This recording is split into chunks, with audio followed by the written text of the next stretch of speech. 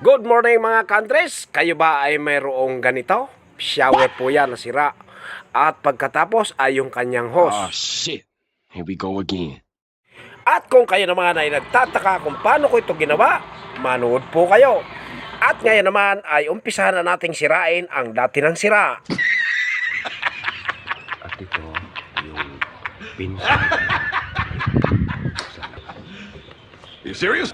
Ayan mga ka-Andres, nasira na ng tuluyan. No! God, please, no! No! No! Pero wag po kayo mag-alala. Bahagi lamang yung pulang proseso kung paano isasaayos ang bagay na ito. At dahil na ipasok na po natin ang wire, susubukan naman po natin ngayong ikabit ang kanyang hose. Ayan, perfect. Hindi makakapasok ang tubig ulan. Okay na sana mga ka-Andres, kaso'y kumontra si Bugoy ay dahil ito'y plastic ay madali lang daw matawnaw, kaya't naisipan kong baklasin itong sa washing machine. Titingnan natin kung alin ang mapapakinabangan dito.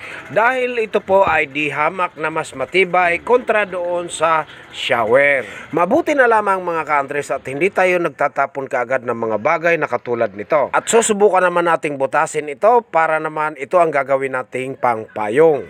Ngunit sa kasamaang palad, dahil ito ay bubog, ay wasak. Hindi tayo nagtagumpay, pero hindi tayo susuko. Oh my God! At napagdesisyonan ko na ito na lang ang aking ituloy. Hindi rin naman nasayang ang shower dahil siya pa rin namang pagkakabitan natin ng hose. At gaya ng inyong nakikita, ipinasok ko siya sa loob at pinalabas ko yung kanyang trade. At ngayon naman ay ibalik na natin ang kanyang lock para hindi siya matanggal. Ayan, siguradong matibay na siya. At pagkatapos ay susubukan na natin siyang i-connect para malaman natin kung effective ba yung ating ginawa. Ayan, tamang-tama mga ka-Andres. Mahigpit na mahigpit, walang pagpapasukan ng tubig. Waterproof talaga siya.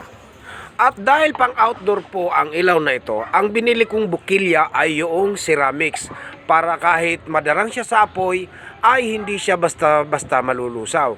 Ngayon naman po ay lalagyan natin ng glue itong loob para tiyak na hindi siya basta-basta matatanggal at hindi rin basta-basta mapapasok ng tubig.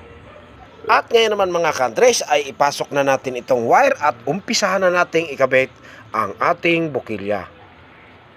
Ngunit bago po yan ay naglagay ako ng additional na protection para sa ulan at nakita ko po itong lumang parts ng aking nasirang kalan ay siya kong ginawang pangpayong. At nilagyan ko na rin po ng bulkasil para tiyak na hindi talaga mapapasok ng ulan. At ayan na nga mga ka-Andres, ipipix na po natin ito. Napakaganda po nitong ilawang ito. Hindi ba ninyo napapansin kung ano ang itsura nito? Tama po kayo, para siyang UFO.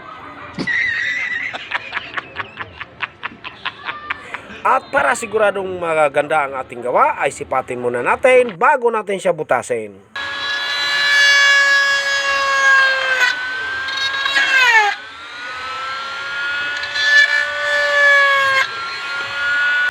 Dangan nga lamang mga ka-Andres, ang tornilyong kasama nito ay maiksi pala. Kaya't kailangan ko magpalit ng tornilyo, pero wag po kayong mag-alala. Marami tayong reserba diyan. At eto na nga mga ka-Andres, malalaman na natin kung tayo ay nagtagumpay ay salamat naman sa Panginoon.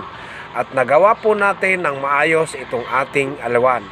Ayan po, comments down below kung nagustuhan po ninyo. Thank you for watching.